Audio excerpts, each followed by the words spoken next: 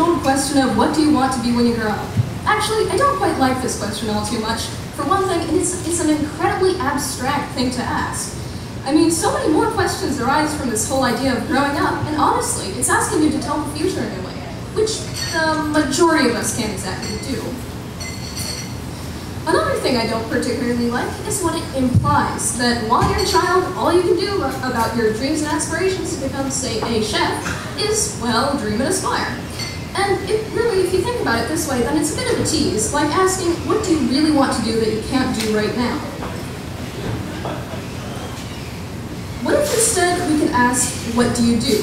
What if instead we, being children, could have the opportunity to answer, I am a chef's assistant, or I am an illustrator, I am a game designer? What if we didn't have to wait until we grew up, whatever growing up really is? A common misconception is that because children aren't working right now or are asking to work, they don't want to work. But on the contrary, nearly every time I've brought up the question to my friends, they have said that given the opportunity, they would work. However, there are things keeping them from doing so. Well, if there weren't, I wouldn't be standing up here talking to you all, would I? One of these things are laws. Now, let me tell you about something that happened recently. There's a little art supplies store in Raleigh, so I offered to be an intern there free of charge. It was going well until my age was brought up. So the store owner told me that he'd have to read up on laws and think about it. Something tells me I won't be working there in the near future. So let me get this straight. We aren't allowed to work in a comfortable environment with nice people, good life experience, and flexible work hours, but then of course we aren't going to be working in factories where we might be exposed to hazardous chemicals our work hours too long, and we'd be overall unhappy. But then, to make matters even more confusing, we're allowed and sometimes even required to go somewhere where you carry heavy loads, have long work hours, little to no breaks, high-stress mandatory events. This place is called school. I don't think they're what you say.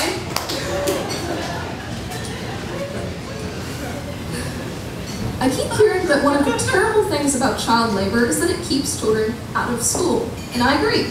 But my humble opinion is that working happily, I might add, would be a more efficient system.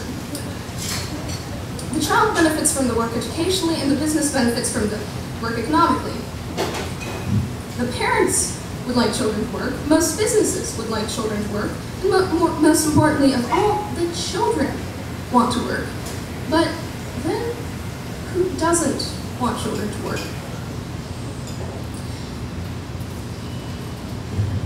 If your argument for children not working is that they'd be unhappy, then I say that humans, regardless of age, weren't built to sit in a tiny cubicle all day with glaring fluorescent lights above their heads and a computer monitor in front of their nose.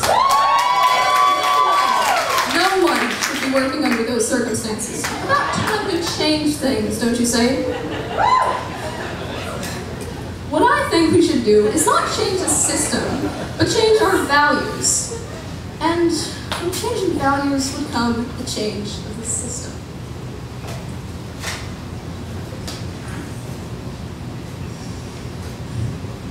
In our world, education seems to be disjointed from work, and this little thing we like to call real life. These barriers are better off eliminated. Well, good news everybody, thanks to a lovely thing we have called the internet, getting rid of this barrier is well within our reach. And while on the subject of internet,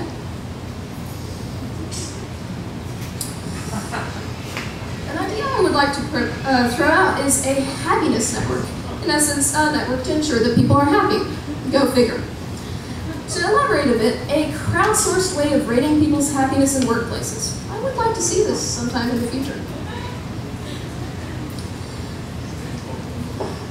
Now, in order for people to be happy in the first place, they have to have some measure of freedom.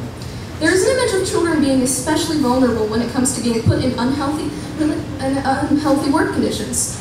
They need to be able, free, to say, no, I can't work this on, or, well, that's it, I'm leaving. Children and adults, too, would likely work much better if they had more flexibility, more control over what they do, when they do it, how they do it, in their workplaces, and learning spaces as well.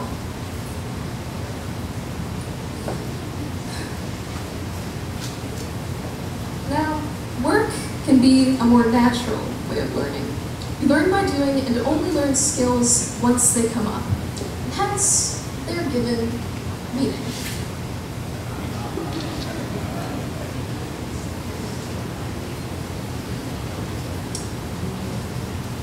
Now, another educational value I'd like to propose is to teach children how to listen to themselves, as in knowing their limits, knowing how they best work, knowing their interests, and this would lead to better being able to work efficiently and work happily. Now, adults' place in all of this would be not to be the lawmaker, not to tell children what to do or what not to do, but to gently lead them, to be a safety net or a scaffold.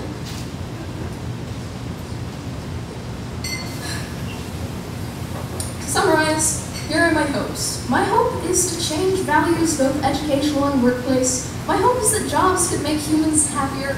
My hope is for children to be more included in today's world.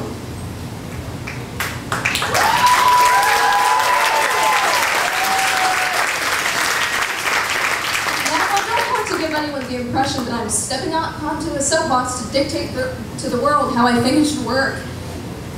What I would like to do, however, is to make you all think and hopefully talk as well. My wish is to simply spark the idea. Thank you.